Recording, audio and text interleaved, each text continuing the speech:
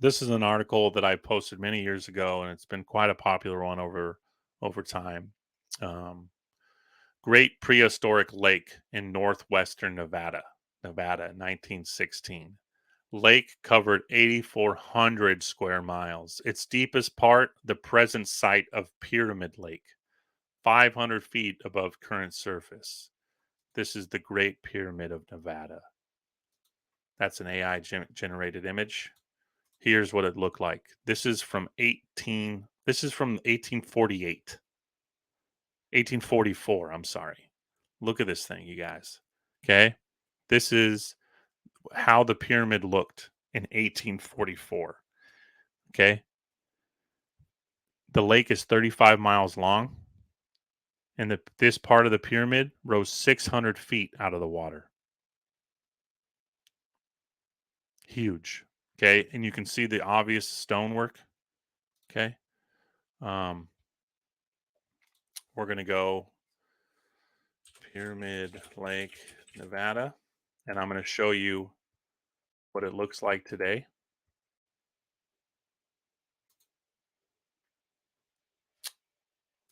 We're going to swap presents right here.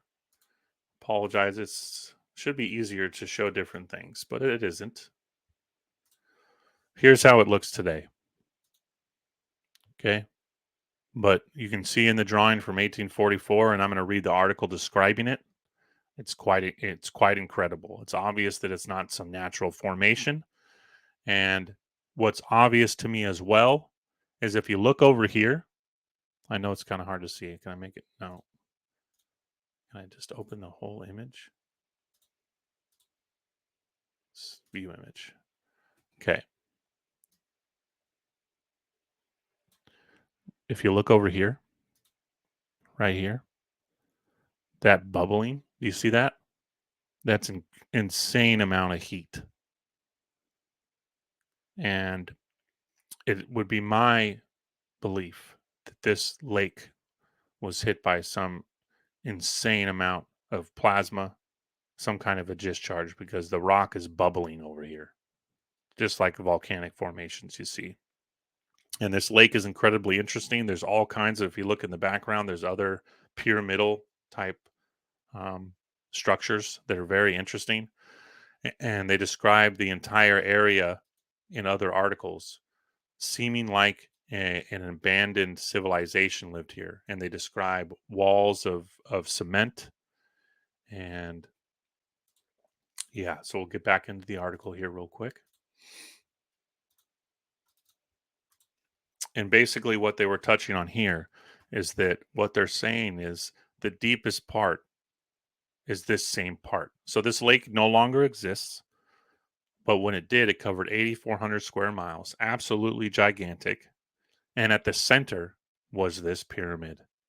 This was the center of this lake, and this is all that you saw for hundreds of miles, 8,400 square miles. This pyramid was the only thing sticking up. Now, what does that remind you of?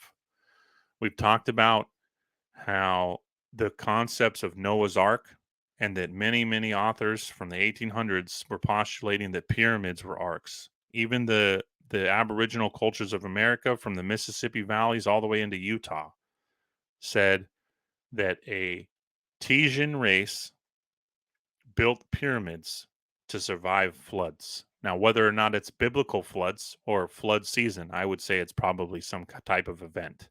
But even in the Mississippi Valley, they have cultures. The Creeks and the Seminoles have a similar story that these truncated or pyramid-like structures were used to survive events, floods, not just the flooding in the Mississippi, but I would say more cataclysmic like events. And as I've been stating several times, and I know we haven't got there quite yet, and maybe people that are new to my channel have not heard me say before, but many of these pyramids are labyrinths, are entrances, are doorways to the underground worlds, and that there are tunnels leading in all directions under these pyramids.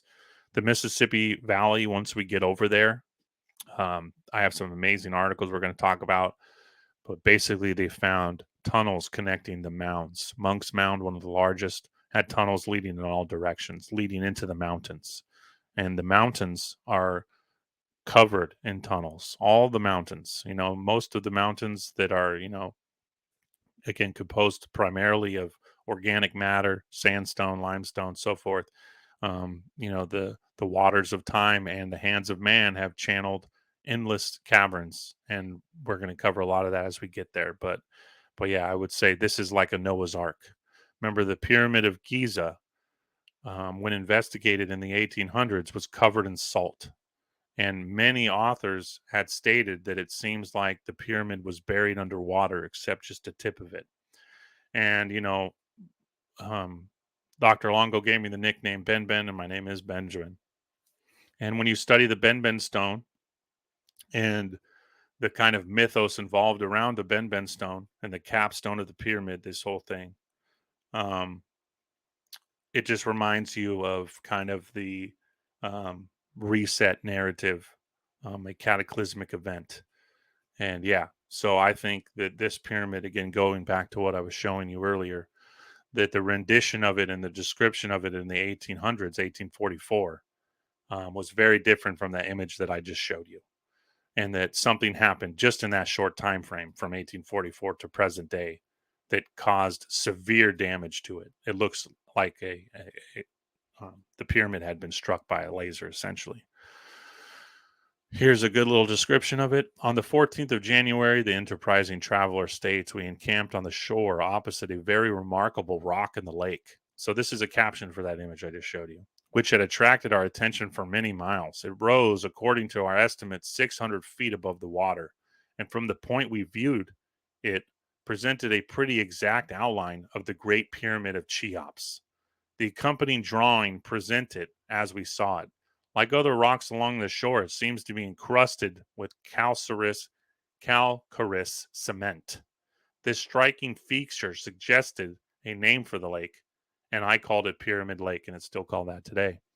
And though it may be deemed by some a fanciful resemblance, I can undertake to say that the future traveler will find a much more striking resemblance between this rock and the pyramids of Egypt than there is between them and the object from which they take their name. The elevation of this lake above the sea is 4,800 feet, being nearly 700 feet higher than the Great Salt Lake, from which it lies nearly west, and a distance about 8 degrees of longitude. The position and elevation of this lake make it an object of geographical interest. It is the nearest lake to the western rim, as the Great Salt Lake is to the eastern rim, and of the great basin which lies between the base of the Rocky Mountains and the Sierra Nevadas, and the extent and character of which its whole circumference and contents is so desirable to know. And as we stated, with some of the Starfort um, conversations and pyramid conversations and mounds conversations that are all connected to water in the subterranean worlds, I would say that these are in some way, I would think, maybe um, multi-purpose, you know, perhaps energetic. I definitely think they're vaults to the underground, and they could even be drainage systems because, like I said, this pyramid sat at the middle of an 8,400 square mile lake at one point. Great Prehistoric Lake in northwestern Nevada. A large prehistoric lake which flooded a number of the valleys of the northwestern Nevada at a recent geological date, but has now passed away, was named Lake Lahontan in honor of Baron Lahontan, one of the early explorers of the headwaters of the Mississippi. The lake covered approximately 8,400 square miles and its great expansion, and in the deepest part, the present site of Pyramid Lake, just as I said. So this pyramid would have been, this capstone, this Ben Ben stone, would have been sitting in the center of these waters. It was at least 880 feet deep. That is, its surface stood approximately 500 feet from the present water surface of Pyramid Lake.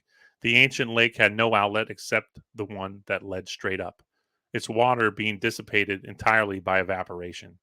A large area a few miles north of Winnemucca is covered with sand dunes formed since the disappearance of Lake Lahontan.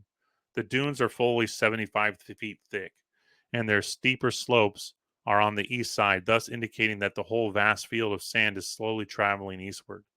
This progress has necessitated a number of changes in the roads in the southern part of Little Humboldt Valley during recent years, In some places, this region, the telegraph poles have been buried so deeply that they have to be splied in order to keep the wires above the crests of the dune. Now, why is this important? Well, it really substantiates what we've been saying about these giant cities that were covered in sand and turned into mounds. And when they started digging in the mounds, they found it.